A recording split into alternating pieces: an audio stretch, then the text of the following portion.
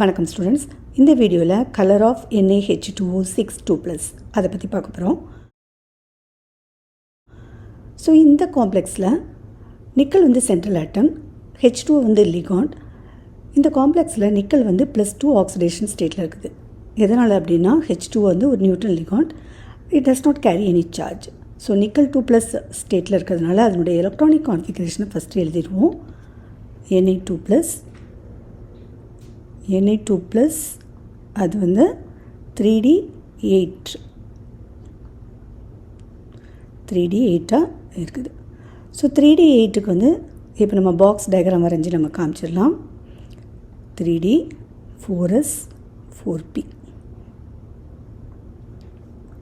So 5 2 3 4 5. So இது 3D 4S 4P. அதுக்கடுத்து நமக்கு 4D வந்து இருக்கும். 1 2 3 4 5 4D. இப்போ 3Dயில் வந்து எத்தனை எலக்ட்ரான்ஸ் இருக்கும்? 8 எலக்ட்ரான்ஸ் இல்லையா? 2 3 4 5. அதுக்கப்புறம் பேரிங் நடக்கும் 6 7 8. இதில் H2O பார்த்திங்கன்னா வீக் லிகாண்ட். ஸோ வீக் லிகாண்டாக இருக்கும்போது பேரிங் வந்து நடக்காது. பேரிங் நடக்காததுனால நமக்கு என்ன மாதிரியான ஹைபிரிடைசேஷன் கிடைக்கும் அப்படின்னு சொல்லி பார்த்திங்கன்னா 6H2O வாட்டர் மாலிகுல் இருக்கிறதுனால sp3d2 ஹைபிரிடைசேஷன் கிடைக்கும். ஸோ ஜாமெட்ரி பார்த்திங்கன்னா ஆக்டாஹெட்ரல்.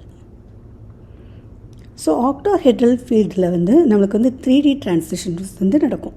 ஸோ 3D டிரான்சிஷனுங்கிறது இப்போது 3D ஆர்பிட்டல்ஸ் இங்கே இருக்குது அப்படின்னு சொல்லினா நமக்கு டோட்டலாக 5 3D ஆர்பிட்டல்ஸ் இருக்கும். ஸோ இந்த 3D ஆர்பிட்டல்ஸ் லிகாண்ட்ஸால் அதனுடைய எனர்ஜி வந்து இன்க்ரீஸ் ஆகும். ஸோ இன்க்ரீஸ் ஆகும்போது that split into 2 set of orbitals T2G and EGன்னு. ஸோ T2Gயில் வந்து 3 ஆர்பிட்டல்ஸும் EGயில் வந்து 2 ஆர்பிட்டல்ஸும் இருக்கும். ஸோ இது EG கீழே இருக்கிறது, அதனுடைய எனர்ஜி வந்து கம்மியாக இருக்கும் T2G. இப்போ T2Gயில் வந்து நம்மளுக்கு வந்து எத்தனை கைண்ட்ஸ் ஆஃப் எலக்ட்ரான்ஸ் இருக்குன்னா 6 எலக்ட்ரான்ஸ் இருக்கும். இந்த EGயில் வந்து 2 எலக்ட்ரான்ஸ் இருக்கும். ஏன்னா இது வந்து 3D8 சிஸ்டம். இந்த 2 செட்டுக்கும் இடையில இருக்கிற டிஃப்ரென்ஸை வந்து டெல்டா O அப்படின்னு சொல்லுவோம். இந்த டெல்டா O வந்து because of weak field ligand இது வந்து என்னவாக இருக்கும்னா கம்மியாக இருக்கும், less, very less compared to strong field ligand. இந்த எனர்ஜி வந்து ரொம்ப கம்மியாக இருக்கும்போது என்ன நடக்கும் அப்படின்னு சொல்லி பார்த்தீங்கன்னா, இது அப்சர்வ் பண்ணுற அந்த கலர் அப்சர்வ் பண்ணுற வேவ் லென்த், இங்கே நீங்கள் இந்த கலர் வீலை பார்த்தீங்கன்னா வேவ் லென்த் வந்து ரெட்டுக்கு வந்து ஜாஸ்தியாக இருக்குது. ஸோ வேவ் லென்த் ஜாஸ்தியாக இருந்ததுன்னா அதனுடைய எனர்ஜி வந்து கம்மியாக இருக்கும்.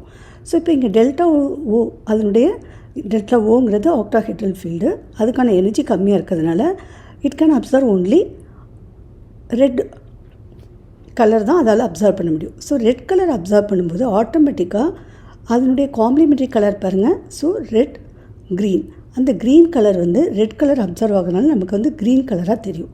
அதனால் NaH2O6 வந்து க்ரீன் இன் கலரில் இருக்குது. அதுக்கு மெயின் காரணம் சொல்லி என்னன்னு சொல்லி பார்த்தோம்னா பிகாஸ் ஆஃப் DD டிரான்சிஷன்ஸ்.